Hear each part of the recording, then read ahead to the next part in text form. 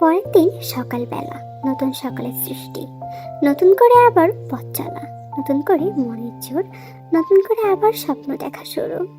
তে ঘুম থেকে উঠে শাওয়ার নিয়ে নিচে চলে যায়। তারপর রান্নাঘরে গিয়ে পরোটা আর মাংস রান্না করে। সব খাবার ডাইনিং টেবিলে গুছিয়ে রাখে। এরপর জাঙ্কুককে ডাকতে যায়। জাঙ্কুক উপর হয়ে আরামসে ঘুমাচ্ছে, চুলগুলো এলোমেলো হয়ে আছে, ঠোঁট দুইটা বাচ্চাদের মতো লাল টকটকে, মুখে খোঁচা খোঁচা দাড়ি। তে মুচকি হেসে জাঙ্কুকের কপালে একটা চুমু এঁকে দেয়। চুমুতে উঠতে যাবে তখনই জাঙ্কুক দুই হাত দিয়ে তেকে জড়িয়ে ধরে আর দুই হাত দিয়ে তের মুখটা ধরে আর তারপর টিপ টিপ করে চোখ খুলে। প্রতিদিন আমার সকালবেলা যেন এভাবেই শুরু হয়। প্রতিদিন তুমি আমার কপালে আদর দিবে আর আমি দুই হাত দিয়ে তোমার মুখটা ধরে প্রথমে চোখ খুলে যাতে তোমার মুখটি দেখতে পাই। বাহ পাগলের ডাক্তার, আপনি যে এত রোমান্টিক তা তো জানা ছিল না। সময় মতো বুঝে যাবেন পাগলের ডাক্তাররা ঠিক কতটা রোমান্টিক হয়। আপাতত এতটুকুই বুঝুন ম্যাম। জাঙ্কুক কথাটি বলে তেল নাক বরাবর কামড় বসিয়ে। উফ, কামড় দিলেন কেন? যে না বুঝো নাক আর কামড় দিছে বেশ করছে। ভালো হয়েছে আমার বুঝো নাক। ডক্টর লিসার নাকটা তো লম্বা, যাও না যাও, ওর কাছেই যাও। তোমরা মেয়েরা তো হিংসুটা কেন বলো তো? আপনারা ড্যাপ ড্যাপ করে তাকালে সমস্যা নেই, আর আমরা বললেই সমস্যা। একটা লুচুর দল। আমাকে বলছো ঠিক আছে মানলাম, বাট বাকিদের টানছো কেন? ওরাও লুচো, সব কটা লুচো। হয়েছে, আর রাগ দেখাতে হবে না। আরেকটা চুমু এঁকে দাও তো। তে মুচকি হেসে জাঙ্কুকের কপালে গালে থুতনিতে নাকে আদর দেয়। জাঙ্কুক দুষ্ট হেসে ঠোঁট দেখালেই তে এক দৌড় দিয়ে চলে যেতে নেয়। তখনই জাঙ্কুকদের ওড়না ধরে নেয়। এদিকে তে তো ওড়না ছেড়ে দিয়ে অন্য একটি ওড়না গায়ে পরে আবারও দৌড় দিয়ে বের হয়ে যায়। জাঙ্কুক চিৎকার করে বলতে থাকে, এই জন্যই বিয়ের পর মেয়েদের সালোয়ার কামিজ পরতে দেওয়া উচিত নয়। আর তে, তোমাকে বলছি তুমি এবার থেকে শাড়ি পরবে আর এসব হাবিজাবি পরবে না। ধুর, মুডটাই নষ্ট করে দিল। তে রুমের পর্দার আড়াল থেকে মুখ বের করে বলে, পারবো না আপনার কথা শুনতে। শাড়ি পরে আমি হাঁটতে পারি না, আর ঠিক মতো সামলাতেও পারি না। জাঙ্কুক হাসতে হাসতে ওয়াশরুমে চলে যায়। ওয়াশরুম থেকে ফ্রেশ হয়ে এসে দুজনে মিলে একসাথে ব্রেকফাস্ট করে। জাঙ্কুক নিজ হাতে তাকে খাইয়ে দেয়। তারপর জাঙ্কুক রেডি হয়ে হসপিটালে চলে গেল। তে একা একা বাসায় বসে কি করবে তা ভাবছে। বাসাটা ঘুরে ঘুরে দেখছে। তে খুব ভালোভাবে বুঝলো জাঙ্কুক খুব গোছালো একটা ছেলে। তে রান্নাঘরে গিয়ে বেশ কয়েক পদের রান্না করে ফেললো। এরপর রান্না শেষে শাওয়ার করে নিল। জাঙ্কুককে কল দিতেই হঠাৎ তার পেছনে রিং বেজে উঠলো। তার পেছনের দিকে তাকাতেই দেখে জাঙ্কুক দাঁড়িয়ে আছে। ওহ, তুমি চলে এসেছো। জি ম্যাডাম। তারপর দুজনে একসাথে খেয়ে নেয়। তে জাঙ্কুকের মুখের দিকে তাকিয়ে দেখলো জাঙ্কুক কিছু একটা ভাবছে। কি হয়েছে, এত চিন্তিত কেন দেখাচ্ছে তোমাকে? কোনো সমস্যা কি? হসপিটালে এর আগে একটা মানসিক রোগী গর্ভবতী হয়েছিল। ওটার প্রমাণ জোগাড় করেছিলাম, বাট ফোনটা চুরি হয়ে গিয়েছে। ইউনোর কাছে এক কপি ছিল, ওটা হসপিটাল কমিটিকে দেখিয়েছি, বাট ওরা ব্যাপারটা চেপে যাচ্ছে। আসলে এটা করেছে হসপিটালের মালিকের একমাত্র বখাটে ছেলে। আমাকেও বলেছে ব্যাপারটা চেপে যেতে, না হলে হসপিটালের বদনাম হবে। সব শাস্তি সবার সামনে দিতে হবে, এটা কোথায় লেখা আছে শুনি? মানে তুমি দাও শাস্তি, তবে তোমার মতো করে দাও, যাতে এমন ভুল আর না করতে পারে। আর তুমি যেটা করেছো এটাও যেন কেউ না জানে। রাইট।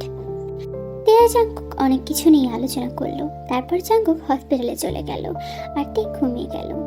বিকালেতে ঘুম থেকে উঠে জাঙ্কুককে 3 বার কল দিল, কিন্তু জাঙ্কুক কল কেটে দিল। তে বেড থেকে উঠে এক মগ কফি নিয়ে ছাদে চলে গেল। কলিং বেল বেজে উঠতেই তে গিয়ে দরজা খুলে দিল আর দেখলো জাঙ্কুক দাঁড়িয়ে আছে। এত দেরি কেন? আমার খুব ক্ষুধা লেগেছে। আগে বলবে না? ওকে, আমি 1 দৌড় দিয়ে যাবো আর 2 দৌড়ে ফ্রেশ হয়ে আসবো। জাঙ্কুক ফ্রেশ হতে ওয়াশরুমে গেল। ফ্রেশ হয়ে এসে হালকা আকাশি কালারের গেঞ্জি পরে নিল। তারপর টাওয়াল দিয়ে মুখ মুছতে মুছতে খাবার টেবিলে এসে বসলো। আবার কোথায় বের হবেন? আমি আর তুমি একসাথেই বের হচ্ছি। এত রাত্রে কোথায় বের হব? না গেলে কি হবে শুনি? আগে খেয়ে নিই, তারপর বলি। তারপর দুজন খেয়ে নিল। জাঙ্কুক থেকে নিয়ে তাড়াহুড়ো করে বেরিয়ে পড়ল। তে বুঝতে পারছে না যে ওরা কোথায় যাচ্ছে, তবে যেখানে যাচ্ছে তের এখন ভালোই লাগছে, কারণ রাতে জার্নি করা তের কাছে খুবই পছন্দের। তে গাড়িতে বসে জানালার বাইরে তাকিয়ে সাইডের গাছপালাগুলো দেখছে। তে খেয়াল করলো একটা নিরিবিলি রাস্তা দিয়ে ওদের গাড়িটা যাচ্ছে, চারিদিকে অন্ধকার, কিছুই দেখা যাচ্ছে না। তে শরীরে এবার শিউরে উঠলো, কারণ তে অন্ধকার ভীষণ ভয় পায়। তে এক হাত দিয়ে জাঙ্কুকের হাত শক্ত করে ধরলো। আমার ভীষণ ভয় হচ্ছে। জাঙ্কুক এক হাত দিয়ে তের কাঁধে হাত রাখলো। আমি আছি তো, ডোন্ট ওয়ারি, আমি থাকতে কোনো ভয় নেই, জাস্ট আমার সাথে চুপচাপ বসে থাকো। জাঙ্কুক এক হাতে ড্রাইভ করছে আর অন্য হাত দিয়ে তেকে জড়িয়ে ধরে আছে, যাতে তের ভয়টা একটু কমই লাগছে। তে জাঙ্কুকের সাথে টুকটাক কথা বলছে আর জাঙ্কুক সেটার উত্তর দিচ্ছে। তারপর তে খেয়াল করলো জাঙ্কুক গাড়ি থামালো একটা কারখানার সামনে, আর তেকে নামতে বলে জাঙ্কুক গাড়ি থেকে নেমে পড়ে। ওরা ভেতরে গেল, আর ভেতরে গিয়ে দেখলো একটা লোককে চেয়ারের সাথে রশি দিয়ে বেঁধে রাখা হয়েছে, আর তার মুখটা কালো কাপড় দিয়ে ঢাকা আছে। তে জাঙ্কুকের দিকে তাকালো, তখন জাঙ্কুক বলল, এটাই তোমার বোন জেন্সি আর সুকাইয়ের খুনি, তোমার অদৃশ্য আরেকটা শত্রু, যাকে দেখলে আমার মতো তুমি অবাক হবে। জাঙ্কুক একজন লোককে ইশারা করতেই সেই লোকটি অপরাধীর মুখ থেকে কালো কাপড়টা সরিয়ে ফেলল।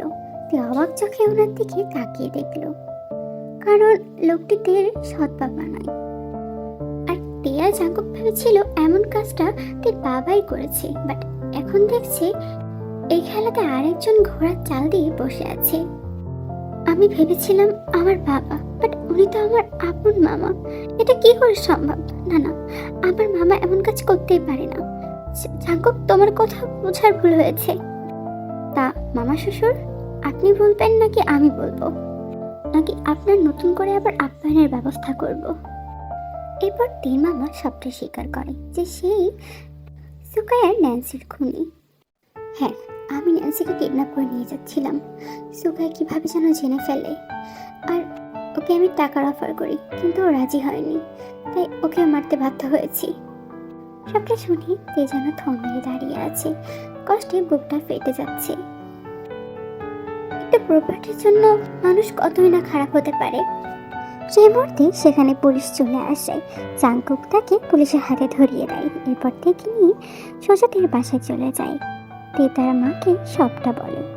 আসলে তে সৎ বাবাকে ভয় দেখিয়েছিল তের মামা, তাকে এসব নাটক করতে বলেছিল, আর না হলে তাকে এবং তার ওয়াইফ মানে তের মাকে সে মেরে ফেলত। তের মা এগুলো জানতো না, শুধু তের সৎ বাবাই এসব জানতো।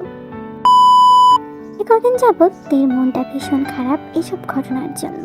জাঙ্কুক অনেক চেষ্টা করেছে তের মন ভালো করার জন্য, এবং সে পেরেছেও। জাঙ্কুকের ভালোবাসার যত্নে তে আবার স্বাভাবিক হয়ে উঠেছে। এভাবেই একটা বছর কেটে যায়। জাঙ্কুক তাকে অনেক হ্যাপি রাখে। এই জন্য নিজের জীবনটাকে স্বপ্নের মতো মনে হয়, কারণ এত যত্ন এত ভালোবাসা সে এর আগে আর কখনো পায়নি। জাঙ্কুক তের জন্য যেমন যত্নবান, তেমন নিজের সবটুকু দিয়ে তেকে ভালোবাসে। এই মুহূর্তে তে দাঁড়িয়ে কিচেনে রান্না করছে। তেকে বেশ গোলুমোলো দেখাচ্ছে, কারণ ও 7 মাসের প্রেগনেন্ট। কলিং বেল বাজতেই দেখে দরজা খুলে দেয়। জাঙ্কুক দেখে দেখেই আবারও প্রতিদিনকার মতো এক ধমক দেয়। তে, বলছি না তোমাকে গেট খুলতে আসা লাগবে না? প্রত্যেকটা দিন আমার ধমক শুনতে তোমার ভালো লাগে? এমন করো কেন জাঙ্কুক? আমার ভালো লাগে তোমাকে এসে গেট খুলে দিতে। তাহলে আমি সার্ভেন্ট কেন রেখেছি? জানি না, কিন্তু আমার ইচ্ছা হয়েছে তাই আমি এসেছি, আর এতে আমার কিছু হবে না। জাঙ্কুক টের হাতটা আলতো করে ধরে টেকে বাসার ভেতরে নিয়ে যায়। গিয়ে বুঝতে পারে তে কিচেনে রান্না করছিল। এবার জাঙ্কুককে সামলাই কে। জাঙ্কুক তের ওপর ভীষণ রাগারাগি করতে থাকে। বলছি না এসব তোমায় করতে হবে না? নিজের যত্ন একটু নিতে শেখোতে, আর কোথায় আমার অনিয়ম করবে? তুমি অসুস্থ বলেই তোমাকে মানা করেছি। আমি তো ডক্টর, আমি জানি কোনটা কি করলে কেমন হবে। বারবার আমার কথা অমান্য করো। বকছো কেন জাঙ্কুক? আমার তো ইচ্ছা হয়েছে তাই আমি করেছি। সারাদিন বাসায় বসে থাকতে ভালো লাগে না, তুমিও থাকো না, আমি কি করবো বলো? বলেতে কাঁদতে থাকে। জাঙ্কুক এবার শান্ত হয়ে যায়। তের মাথায় হাত বুলিয়ে বলতে থাকে, আচ্ছা হয়েছে, আর কাঁদতে হবে না। তুমি জানো না তুমি কাঁদলে আমার ভালো লাগে না। বলে জাঙ্কুক তীর মাথায় হাত রেখে তার বুকের সাথে মিশিয়ে নেয় তেকে। তীর পেতে আলতো করে হাত রেখে বলে, আর কষ্ট পেও না, তুমি কষ্ট পেলে আমার বাবুও কষ্ট পাবে, চুপ করো একদম। বলে জাঙ্কুক তীর কপালে চুমু এঁকে দেয়। তে যেন একদম শান্ত হয়ে যায়। তে দু হাতে জাঙ্কুকের গলা জড়িয়ে ধরে, জাঙ্কুকের বুকে মাথা রেখে দীর্ঘ নিঃশ্বাস ছাড়ে। এটাই যেন তার একমাত্র শান্তির স্থান। জাঙ্কুক তীর ঠোঁটে আলতো ঠোঁটের স্পর্শ এঁকে দেয়।